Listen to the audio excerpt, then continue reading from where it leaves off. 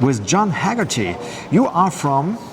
I'm from the United States, from the state of Ohio, and our city is called Dayton. So you're a brewer, and you're brewing for this with these wings. Yeah, Warped Wing Brewing Company is the name of our brewery. It's an interesting name. What is there something, a story behind? Sure. The Wright brothers, who invented powered flight, are from Dayton, Ohio, and the technology that they developed, they called wing warping. So you would flex the box wing in order to steer the airplane. And so we took that technology name that they invented and we inverted it, and so it's Warped Wing. And so people from Dayton, Ohio, they see the name and they know that's Dayton. And people that are not from Dayton, Ohio will always ask me because they find it an interesting and different name. And so then I get to tell the story. Well, good. That's an interesting story. I like it, and I like the logo too. So yeah, thank you. It's very nice. So, are you the head brewer, the founder of this, or? Yes, I'm the brewmaster and founding partner. My partner Nick and I started the company in 2014, along with a couple other guys, Joe and Mike. We've subsequently bought those two out. So now it's just Nick and I and our investment group. So what's your background? Are you learned to be a brewer, or are you something completely different? Well, I have a degree in architecture. I thought I was going to be an architect originally. Well, it's helpful for brewing. A little bit. It helps you organize the space. Yeah. Traffic flows, which are not just fork trucks and trucks, but people, raw material like grain and hops. How do they move through the space? How do we move the liquid beer through the space more efficiently? So when you have a well-designed brewery, you can make the beer with fewer people, which then of course helps us maintain our margins.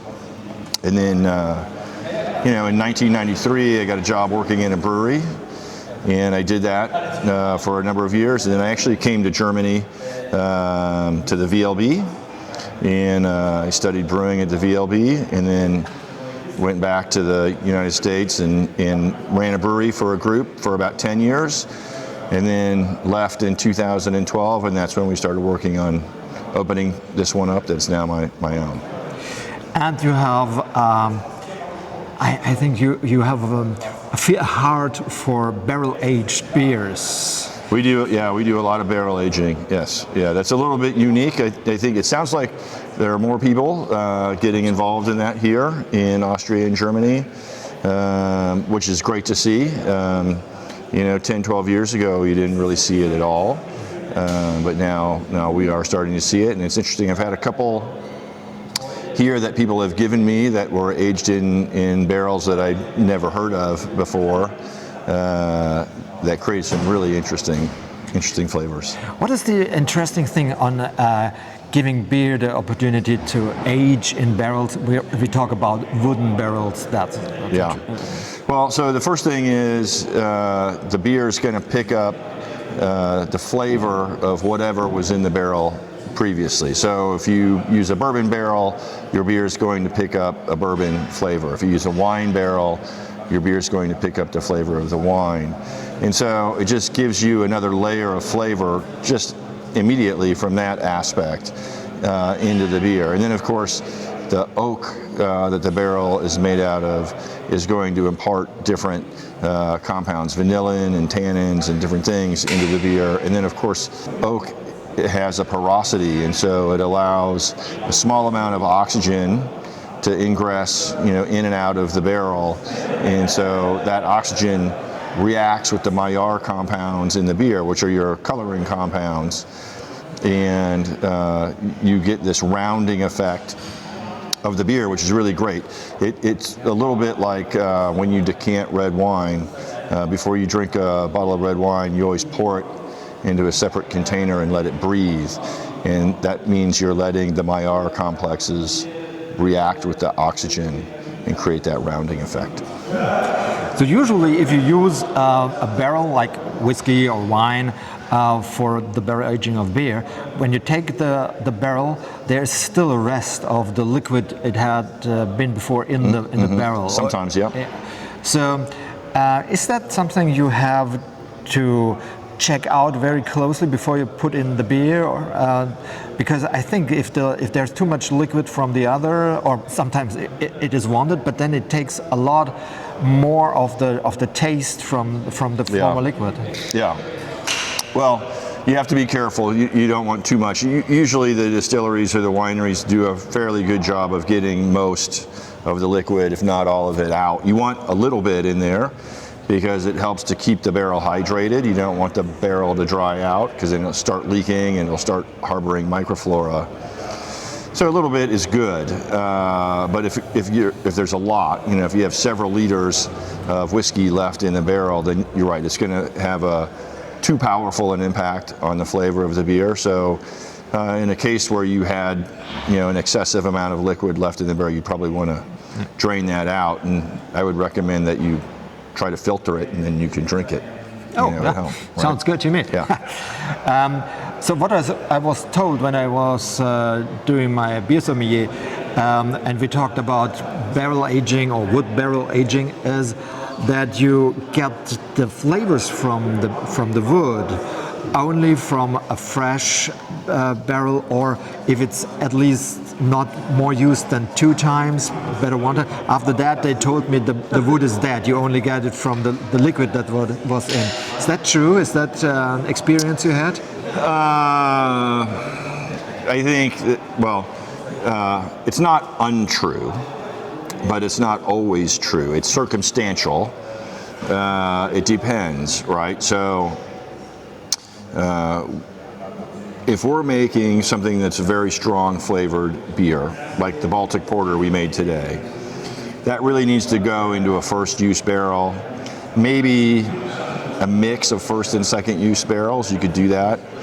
But once you get past that, then the barrels aren't strong enough to stand up to the beer, right? The beer is going to overwhelm the barrel flavors. Now, if I were making something that had less intense flavor, so maybe I'm making a barley wine or a wheat wine, or I'm making some other, lighter beer style, well, then I could use that barrel a 3rd or 4th time potentially, and it would still have an impact on the flavor of the beer, right? So, it's doable. There is going to be a point in time where, the barrel won't give you anything, but if you plan it out strategically, you could get multiple uses out of the barrel. So what's your favorite wood to have a barrel made for aging? Well, most barrels are made out of oak, right? And so the thing that changes, you can get, particularly with wine barrels in the U.S., we can get French oak or European oak, but most spirit barrels we get are made out of American oak. And the difference between those is really the grain and the porosity of the wood between French and American oak. You don't see a lot of barrels made out of alternative woods. So the real difference is either in the size of the barrel or what was in it before you got it. Because of where we're located, adjacent to northern Kentucky, we have access to a lot of bourbon and whiskey barrels, which are really great, and that's what we use predominantly.